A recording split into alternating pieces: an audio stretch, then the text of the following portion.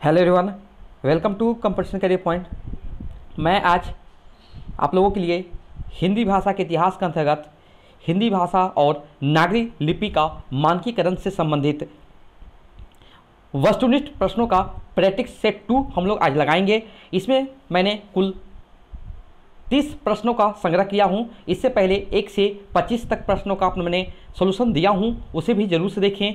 और शुरुआत करने से पहले अगर आप झारखंड पीटी हिंदी का तैयारी कर रहे हैं, किसी प्रकार का नोट्स या पीडीएफ चाहते हैं जो कि पेड पीडीएफ होंगे, तो आपको क्या करना है, व्हाट्सएप में मैसेज करना है, जो कि नंबर है 7004501486।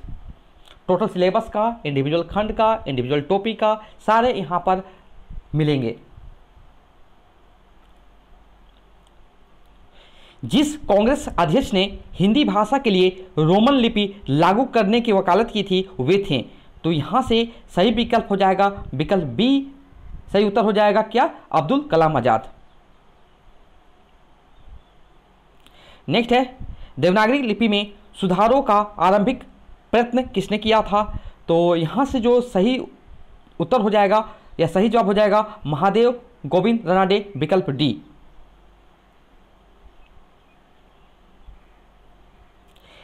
देवनागरी लिपि की वैज्ञानिकता के संदर्भ में कौन सा कथन असत्य है? देखिए यहाँ पर आपका जो दिया हुआ है, तो यहाँ से आपका विकल्प बी आपका असत्य है। बाकी जितने भी लिखे हुए हैं यहाँ पर, जितने भी लिखे हुए हैं सारे आपके यहाँ पर सत्य हैं। लेकिन आपका पूछा था देवनागरी लिपि के बारे में असत्य कौन सा है, तो इसमें ये आपका यहाँ पर अल्पप्राण होगा।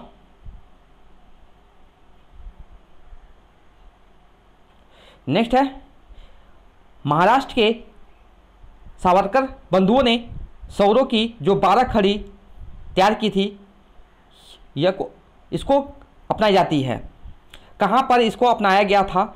जो ये सब तैयार किए थे किस जगह अपनाई जाती रही? तो ये था आपका विकल्प ए हो जाएगा वर्धा।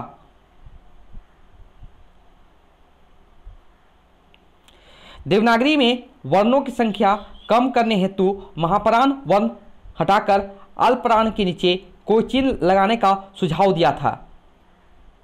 तो यहाँ से विकल्प सी हो जाएगा श्रीनिवास। 31वां प्रश्न जो है, सन 1904 में लोकमान्य तिलक ने निम्नलिखित में से किस पत्र के माध्यम से देवनागरी में सुधार की संभावनाओं की ओर लोगों का ध्यान आकृष्ट किया था?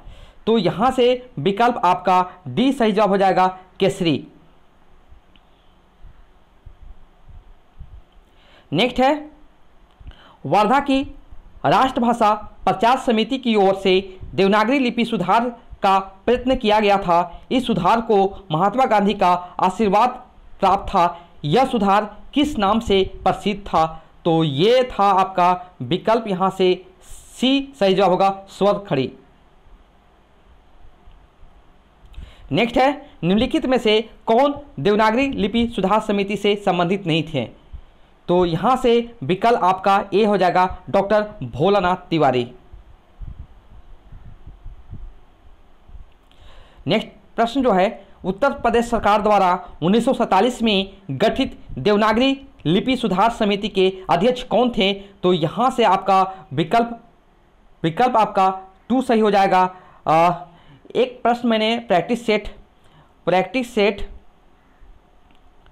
1 में मैंने इसी प्रश्न को 16 नंबर प्रश्न का मैंने आपको वहाँ से बाय मिस्टेक से आपका मैं आंसर गलत बता दिया था, तो उसके लिए माफ़ी चाहते हैं। यहाँ पर जो यही प्रश्न एकदम सेम टू सेम प्रश्न था, उसका आंसर जो होगा यहाँ पर क्या हो जाएगा, विकल्प 2 हो जाएगा। ओके, तो वहाँ पर 16 नंबर पर देख लीजिएगा कि आचार्य नरेंद्र देव किस ऑप्शन में है। ऑप्शन 1 है या 2 है, तो आप उस पर क्लिक कर लीजिएगा, सही कर लीजिएगा, क्योंकि ऐसा प्रश्न आपका है ये एग्जाम में बनेगा। आप लोग को एक भी प्रश्न गलती नहीं करने हैं। तो नेक्स्ट है, हिंदी वर्तनी का मानकीकरण में निम्नलिखित में से किसे होना आवश्यक है? हाइफन का, प्रसर्गों का प्रयोग और ये तो उपयोग यहाँ पर सभी हो जाएंगे। नेक्स्ट है, देवनागरी लिपि मूलतः क्या है? तो आप लोग सही जवाब दे रहे होंगे, यहाँ से विकल्प डी हो जाएगा अक्षरात्मक।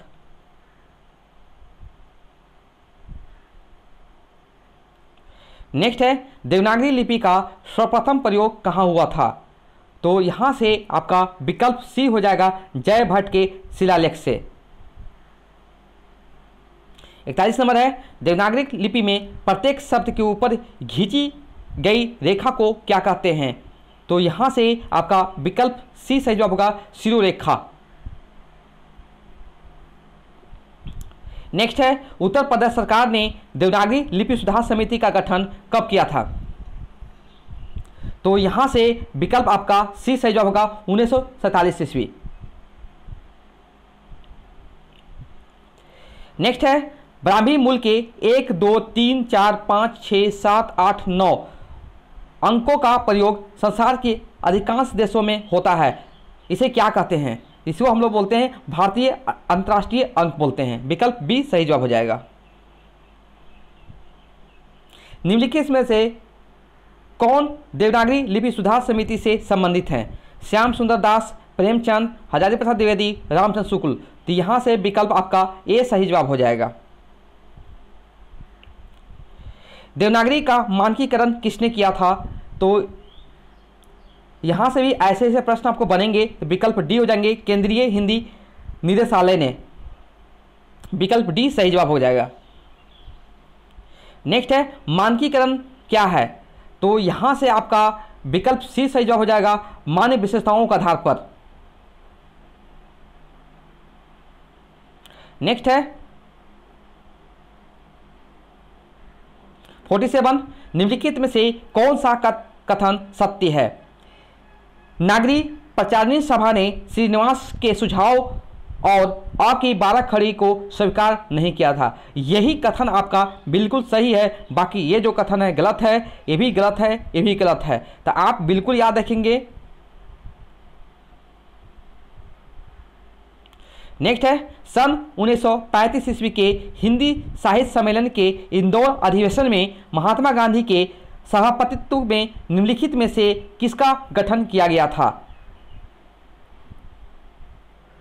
तो यह था विकल्प डी हो जाएगा, नागरी लिपि सुधार समिति।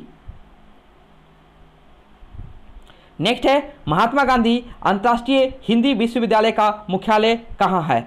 तो यहां से आपका विकल्प डी सही जवाब होगा, वर्धा।